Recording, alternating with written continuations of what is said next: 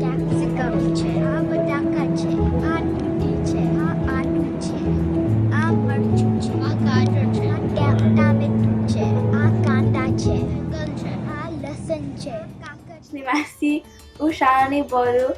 હું તમને આજે આ બધું શાકભાજીનું નામ કેમ.